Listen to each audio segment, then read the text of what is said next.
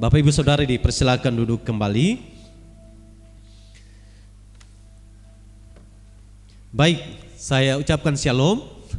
Sekali lagi shalom. Shalom. Puji akan nama Tuhan, kita bersyukur buat waktu-waktu yang saya ingin katakan waktu-waktu yang luar biasa.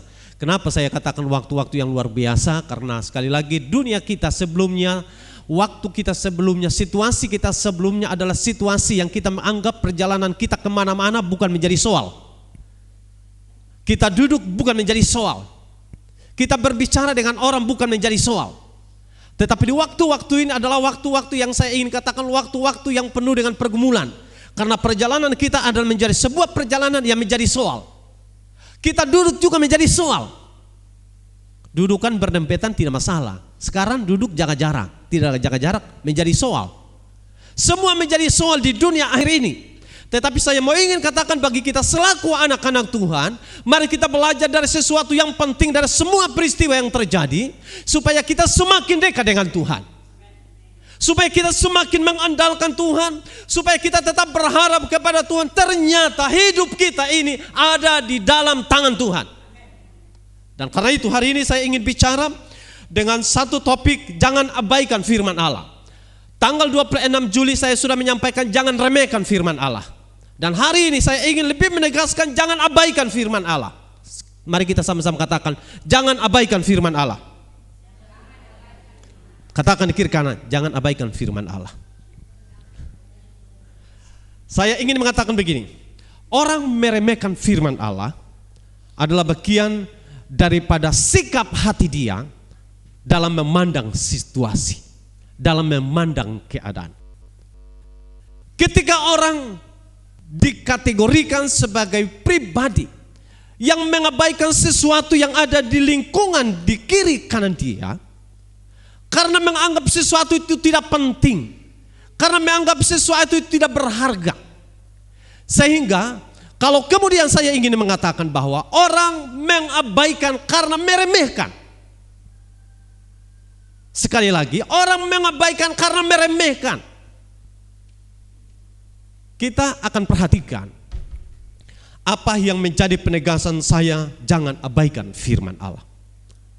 Dari topik yang saya sampaikan jangan remehkan firman Allah. Ada banyak dampak-dampak di perjanjian lama, ada banyak dampak-dampak ketika orang meremehkan firman Allah. Tetapi kemudian kita juga harus bisa melihat sisi bagaimana sikap, ciri dari orang yang meremehkan firman Allah. Salah satu cirinya adalah orang akan abaikan. Contoh saja, beberapa kali saya memberikan gambaran sesuatu yang tidak berharga, saudara buang begitu saja, lemparkan begitu saja. Tetapi hubungannya antara orang meremehkan dan mengabaikan adalah sesuatu yang agak sedikit beda-beda tipis. Bedanya begini, orang abaikan sekali lagi karena itu ciri daripada orang yang meremehkan sesuatu. Nah, karena meremehkan, menganggap segala hal yang penting dan yang tidak penting, dia abaikan. Tapi harus kita perhatikan begini, di saat kita abaikan firman Allah, maka kita sedang mengabaikan sesuatu yang sangat penting dalam hidup ini. Di saat kita abaikan firman Allah, kita sedang, saya bisa istilahkan kita sedang membuang begitu saja. Ada harta yang berharga, ada nilai yang berharga. Dan karena itu saya ingin menegaskan, jangan sekali-kali kita abaikan firman Allah. Kita perhatikan dengan baik apa yang Amos catat. Ini nubuatan-nubuatan yang berulang kali dalam Kisah Para Rasul. Dalam bagian-bagian teks yang lain dinyatakan, disampaikan berulang kali tentang nubuatan Amos. Kita akan baca ayat-ayat ini dalam Amos pasal 8. Kalau kita lihat dalam ayat yang ke-11 sampai dengan ayat yang ke-12. Dikatakan begini, sesungguhnya waktu akan datang, demikianlah firman Tuhan Allah, aku akan mengirimkan kelaparan ke negeri ini. Bukan kelaparan akan makanan dan bukan kehausan akan air, melainkan akan mendengarkan firman Tuhan. Perhatikan ini.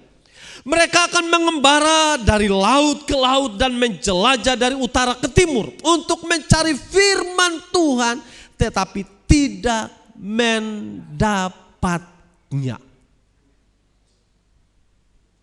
Bayangkan, waktu kita mendengar firman Allah adalah waktu yang terbatas. Firman Allah tidak terbatas, tapi waktu kita mendengar firman Allah ada zaman yang terbatas. Ada zaman yang terbatas untuk kita mendengar firman Allah. Sesungguhnya kita pahami firman Allah itu tidak pernah berubah. Dan firman Allah dulu, sekarang dan selamanya tetap sama. Tetapi kuasa firman Allah yang tidak pernah berubah dulu, sekarang dan selamanya berhenti di satu zaman di mana kita sudah tidak lagi bisa mendengarkannya. Firman Allah tetap kekal selamanya. Tetapi untuk kita, khasiat mendengar firman Allah terbatas adanya. Di saat pintu anugerah Allah terbuka, di sanalah khasiat firman Allah. Di saat kita respon firman Allah, di saat kita melakukan firman Allah, khasiat firman Allah berlaku bagi kita. Tetap di satu waktu orang pergi ke timur, pergi ke barat, pergi ke selatan, pergi ke utara, mereka tidak mendapatkannya.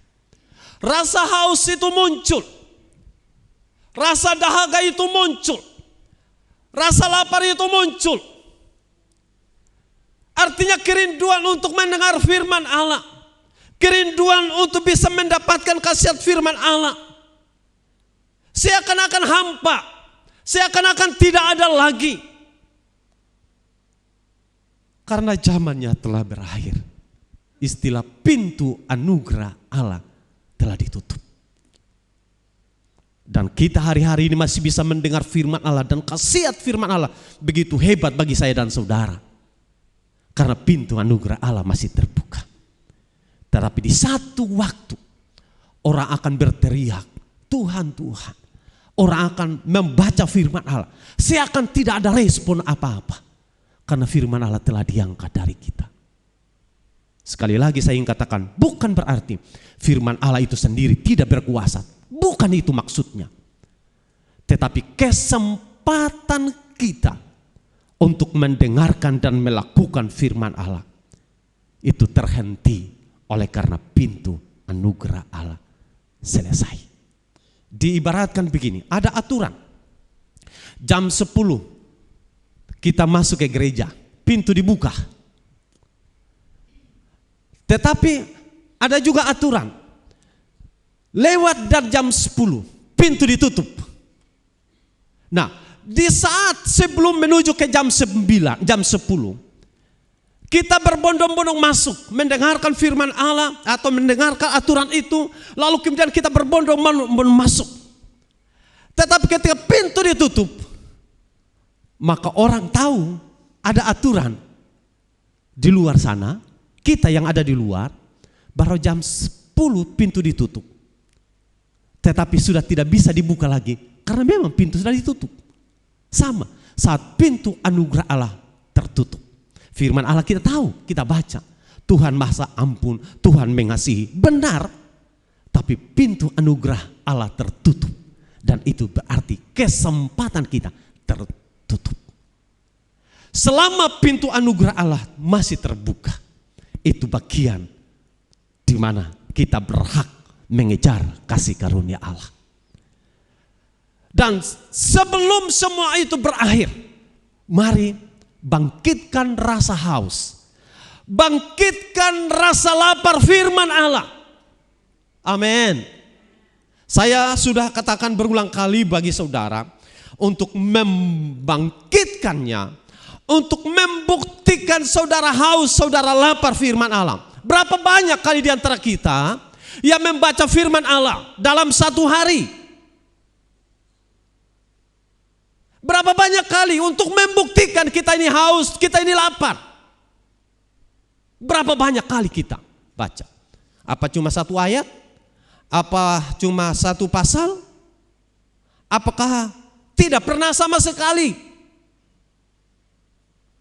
Untuk membuktikan diri ini haus dan lapar, tidak perlu saudara repot-repot rumusannya. Berapa kali saya baca firman Allah dalam satu hari?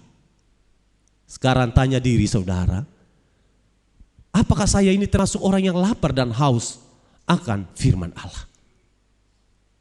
Tidak perlu repot-repot cari rumusannya. Cukup saya ini baca firman Allah satu hari berapa kali? Maksudnya berapa ayat, berapa pasal. Itu saja dulu. Kita akan temukan ternyata selama ini saya merasa kenyang. Ternyata kalau kita tidak pernah baca, maka kita akan mengatakan ternyata beta selama ini tidak pernah haus firman Allah. Dan ini menjadi koreksi bagi kita semua. Karena catatan pentingnya bahwa sekali waktu orang akan pergi ke 4 arah mata angin mencari firman Allah, tidak dapat. Dan ini waktu terbaik bagi kita. Mari bangkitkan rasa haus, bangkitkan rasa lapar akan firman Allah. Karena rasa itu muncul, maka dia akan bereaksi. Apa reaksinya? Dia akan mencari. Dia akan berusaha. Dia akan berupaya. Tetapi kalau dia merasa kenyang, ini ada efeknya. Kalau berhari-hari dia tidak lapar, atau kalau berhari-hari dia tidak makan karena merasa tidak lapar, itu ada hal yang salah di sana. Betul kasih? Kalau berhari-hari dia tidak lapar, dia tidak makan, dia tidak minum, bahkan keinginan untuk makan dan minum tidak ada, itu ada hal yang salah di sana. Salahnya kemungkinan dia stres tingkat tinggi. Bisa juga ada sakitan yang membuat dia tidak merasa lapar dan haus. Dan kalau sakitan itu tidak bisa didiagnosa secara medis, maka dia akan merasa ya biasa saja. Tapi saya pastikan secara medis ada sesuatu yang salah. Secara rohani sama. Kalau berhari-hari kita tidak pernah rasa lapar dan haus akan firman Allah, ada hal yang salah di sana. Dan kalau ada hal yang salah di sana, mari setiap firman Allah yang datang kepada kita sama dengan seorang dokter yang sedang mendiagnosa kesehatan rohani kita. Apakah kita ini sedang sehat atau sakit? Ataukah orang yang sakit tapi tidak tahu? Atau kemudian dia menjalani hari-hari hidup ini tetapi tanpa sadar bahwa dia sedang tidak mengalami keadaan yang baik. Dan itu sebabnya bagi kita selaku anak-anak Tuhan, mari kita mendiagnosa kesehatan kita. Mendiagnosa kesehatan rohani kita. Dengan cukup rasa lapar dan rasa haus. Akan apa? Firman Allah. Karena apa saudara? Karena manusia hidup bukan dari roti saja, tapi dari setiap firman yang keluar dari mulut Allah.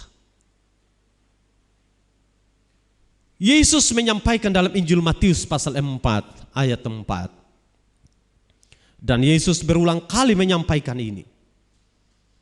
Di setiap godaan yang datang kepadanya ketika menghadapi cobaan. Dan Yesus mengatakan itu dengan lantang. Ada tertulis. Jadi setiap tantangan datang, ada tertulis. Ada tertulis.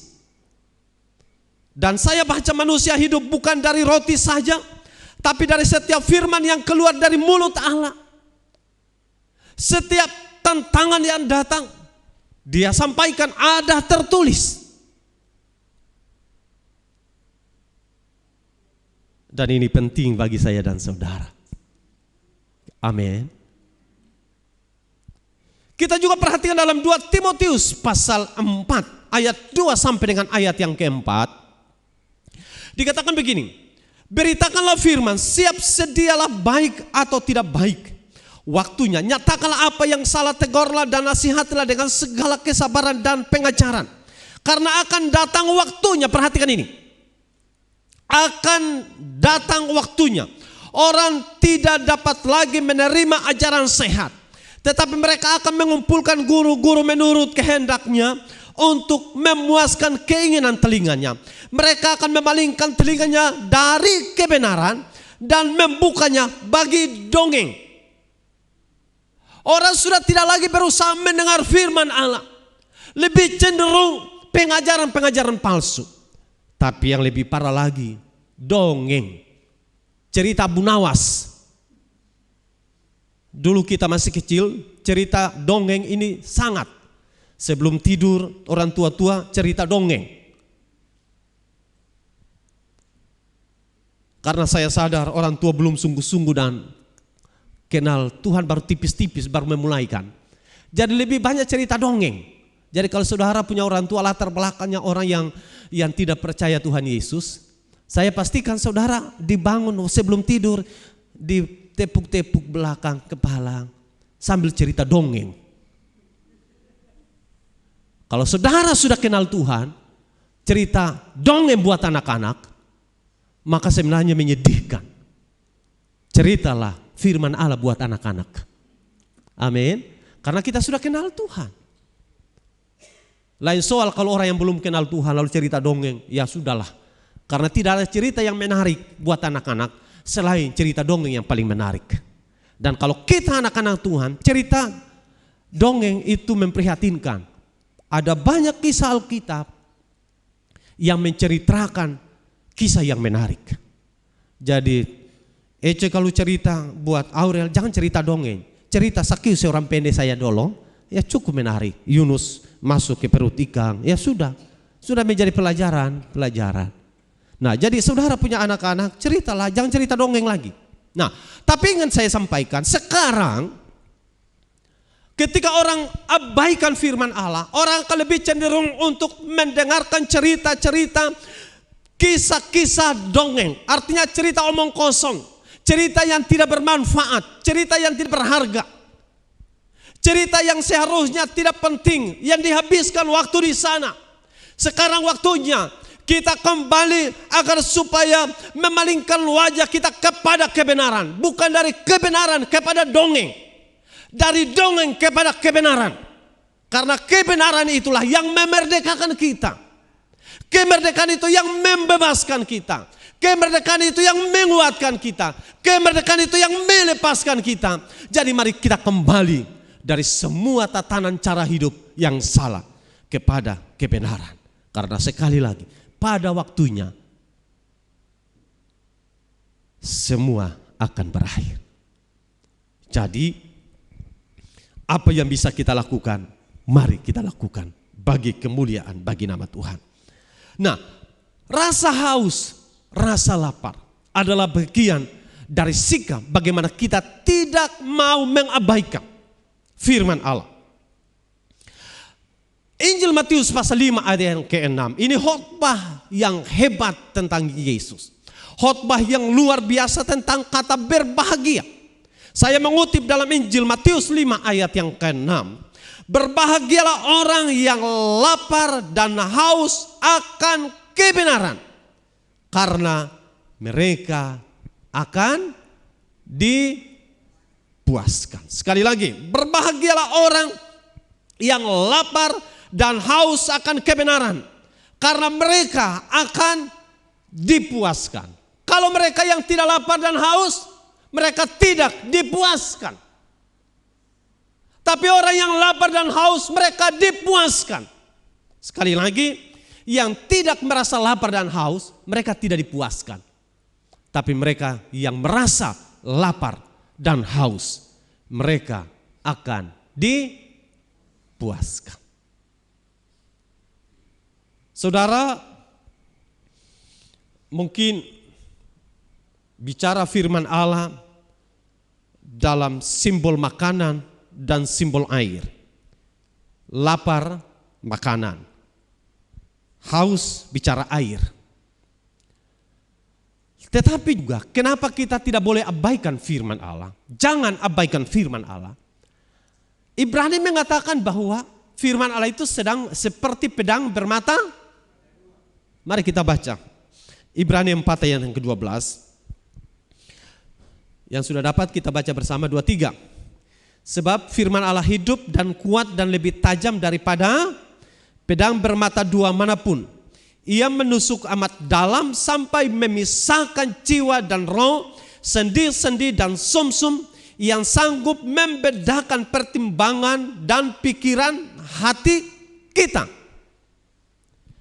Firman Allah seperti pedang yang bisa membersihkan kiri, membersihkan kanan. Bisa kepada saya, bisa kepada saudara. Bisa saudara kepada orang lain. Jadi artinya firman Allah tidak membeda-bedakan. Firman Allah tidak pusing si A, si B, si C. Mungkin orang cenderung kalau sekarang ini di status-status Instagram, status Facebook, Twitter, dan macam-macam yang lain yang terkait dengan status, bahkan di WA grup orang kirim status lewat inbox, kemudian mereka chatting dan lain sebagainya, macam-macam di sana, dan orang kutip firman Allah, lalu mereka kirim firman Allah di status mereka. Pertanyaannya, sudahkah mereka mendalami maksud firman Allah? Ataukah kemudian karena rasa hatinya yang terluka, dia kirim firman Allah supaya orang yang mendengarkan firman Allah itu merasa baca itu ke sana, supaya rasa. Tapi tanpa sadar, ketika ada niat yang muncul, sebenarnya dia sendiri merasa perlu disembuhkan. Di saat orang kirim status dengan mengatakan beta akan cari ayat-ayat yang coba menyerang si A, si B, si C dan lain sebagainya, supaya dia dipulihkan, supaya dia rasa. Tanpa sadar dia sendiri sedang sakit dan perlu dipulihkan. Dan karena itu manfaat firman Allah yang dikatakan seperti pedang bermata dua, bisa ke kanan, bisa ke kiri, bisa ke depan, bisa ke belakang. Jadi firman Allah tidak sedang terbatas hanya kepada satu aspek dan hanya kepada satu pribadi. Semua orang, dan dia tidak pernah pilih-pilih. Firman Allah tidak pernah memilih karena dia dekat dengan saya dan dia jauh dari saya, dan firman Allah hanya berpihak kepada satu pihak. Tidak. Firman Allah menyentuh untuk semua orang. Tidak pernah pilih. Karena itu saudaraku yang dikasihi Tuhan, mari jangan pernah abaikan firman Allah. Jangan kita anggap biasa, jangan kita menganggap sepele. Sekali lagi, firman Allah seperti pedang, tetapi juga firman Allah bisa menerangi kita. Karena itu pemazmur mengatakan, firman-Mu itu pelita bagi kakiku dan terang bagi jalanku. Pedang membersihkan kiri dan kanan, tetapi mampu menerangi langkah kita. Kalau selama ini kita mungkin berjalan salah, firman Allah menuntun kita. Kalau selama ini kita merasa gelap mata ini, kalau selama ini kita merasa buta karena terlalu gelap jalan hidup ini, firman Allah seperti pelita yang menerangi langkah kita. Di zaman dulu belum ada listrik. Dan kalau pemazmur di zaman dulu sudah ada listrik model ini, mungkin tidak dicatat pelita. Karena pelita zaman dulu itu bisa dinyalakan lewat minyak kelapa ya. Minyak kelapa saya masih dapat di masa waktu di kampung. Dan belum ada listrik. Dan saya merasa bahwa kalau dulu kalau sudah ada listrik, maka mungkin tidak akan dicatat pelita, tapi mungkin firman itu listrik bagi saya. Tapi dulu belum ada listrik, yang ada cuma pelita, obor dan lain sebagainya. Nah, mampu menerangi langkah kita di saat kegelapan hidup ini, di saat terang seakan tidak ada. Firman Allah punya peran menerangi langkah kita. Di saat kita merasa sudah tidak tahu kemana ini langkah kita, karena terlalu banyak masalah. Masalah membuat kita menjadi gelap. Masalah membuat kita menjadi kabur perjalanan. Kita seakan tidak bisa tembus pandang karena kegelapan masalah. Ingat, firman Allah hadir di sana untuk menerangi langkah kita, sehingga kita tidak berjalan di dalam kegelapan. Sehingga kita kalau perhatikan, Mazmur mencatat banyak hal tentang apa yang ingin saya sampaikan. Dan dalam Mazmur 119 ayat yang ke-9, ini ayat-ayat yang biasa, yang kita sudah sering hafal, yang mungkin sudah ada di otak kita. Saya selalu cenderung untuk baca, untuk kemudian mengingatkan kita semua berkaitan dengan kehidupan perjalanan kita. Dalam Mazmur 119 ini dikatakan, dengan apakah seorang muda mempertahankan kelakuannya bersih, dengan menjaganya sesuai dengan firman-Mu. Dengan firman Tuhan, dengan firman Allah. Kata M dan Mu, U huruf besar. Firman-Mu, firman Tuhan, firman Allah. Jadi menjaga seluruh sikap tingkah laku kita. Ini bicara tentang soal seorang muda, dan saya ingin katakan kita yang ada di sini ada orang-orang muda. Wih, tidak ada amin. Oma Aba juga masih muda. Karena belum sampai 100 tahun, masih muda. Tidak ada yang tua di sini. Semua kita masih muda. Ampi sudah merasa tua. Memprihatinkan. Semua kita masih muda. Amin. Dengan apakah mempertahankan kelakuan yang bersih? Hanya dengan menjaga sesuai dengan firman Tuhan. Nah, kalau firman Tuhan itu menjadi pengawal dalam perilakuan kita, firman Allah menjadi pengawal perjalanan kita, supaya perilakuan kita ini tidak menyimpang, maka jangan abaikan firman Allah. Sekali lagi, jangan abaikan firman Allah, karena firman Allah menjadi pengawal dalam perjalanan kehidupan kita, supaya kelakuan kita ini bersih. Supaya kelakuan kita apa? Bersih. Karena kelakuan yang bersih akan mendatangkan berkat. Sekali lagi, kelakuan yang bersih akan mendatangkan berkat. Sehingga dalam Mazmur pasal 1 ayat 1 sampai dengan ayat yang ketiga, ini mengajar kita supaya komitmen kita itu bisa terukur. Caranya bagaimana? Merenungkan Taurat itu apa? Siang dan malam. Kita baca Mazmur 1 ayat 1 sampai 3. Berbahagialah orang yang tidak berjalan menurut nasihat orang fasik, yang tidak berdiri jalan orang berdosa, dan yang tidak duduk dalam kumpulan pencemooh, tapi yang kesukaannya ialah Taurat Tuhan. Dan yang merenungkan Taurat itu apa? Ia seperti pohon yang ditanam di tepi aliran air, yang menghasilkan buahnya pada musimnya, dan yang tidak layu daunnya. Apa saja yang diperbuatnya berhasil. Katakan berhasil. Perhatikan ini. Orang yang tidak abaikan firman Allah, dia pasti selalu merenungkan firman Allah. Orang yang merenungkan firman Allah, entah musim panas, entah musim hujan, dia aman-aman saja. Artinya begini, dia tidak pernah akan mundur menghadapi masa yang sukar. dia tetap akan berjalan sekalipun perjalanan dia sedikit menjadi lambat. Tapi dia tidak akan berhenti menengok ke belakang dan mundur. Saya akan mungkin ketika dia melangkah dan diibaratkan saudara berjalan di lumpur. Dan satu langkah ketika saudara angkat terasa berat.